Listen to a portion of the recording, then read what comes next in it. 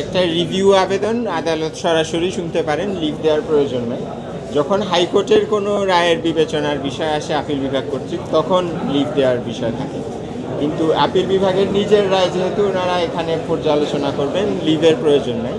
তো আমি এটা বলার পরে মূলত আদালতে উপস্থিত সব আইনজীবী আমার সাথে একমত পোষণ করেছেন, অ্যাটর্নি জেনারেল সহ।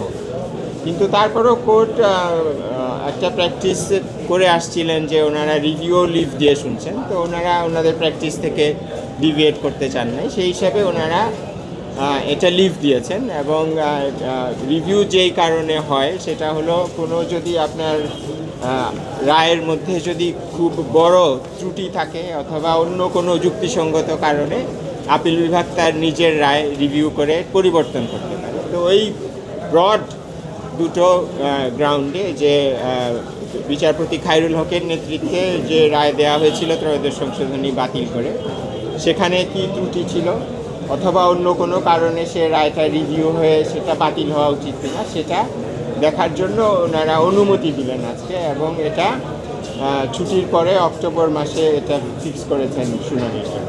এখন এই রিভিউটা শুনানি হবে। শুনানি যেটা হবে সেটা হলো বিচারপতি খায়রুল হকের নেতৃত্বে আপিল বিভাগ ত্রয়োদশ সংশোধনী বাতিল করে যেই রায় দিয়েছিলেন সেটা সঠিক ছিল কিনা।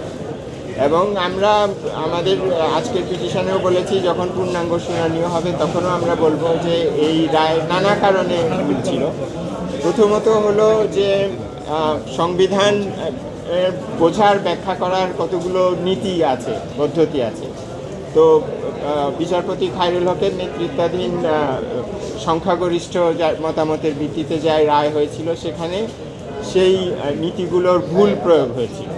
তারপরে আপনারা জানেন যে সংবিধানের মূল কাঠামো বলে একটা জিনিস আছে। এতদিনে আমরা অনেক সংবিধানের কাজ করছি, আপনারাও অনেক রিপোর্ট করছেন। মূল কাঠামো জিনিসটা আমরা সবাই বুঝে ফেলেছি যে সংবিধানের কিছু মৌলিক বৈশিষ্ট্য আছে। তো বিচারপতি খায়রুল হকের নেতৃত্বের বেঞ্চ ত্রয়োদশ সংশোধনী বাতিল করার একটা মূল কারণ ছিল যে এটা মূল কাঠামোর পরিপন্থী। ওদের স্বপ্ন পূরণে পাশে থাকতে পেরে আমরা গর্বিত।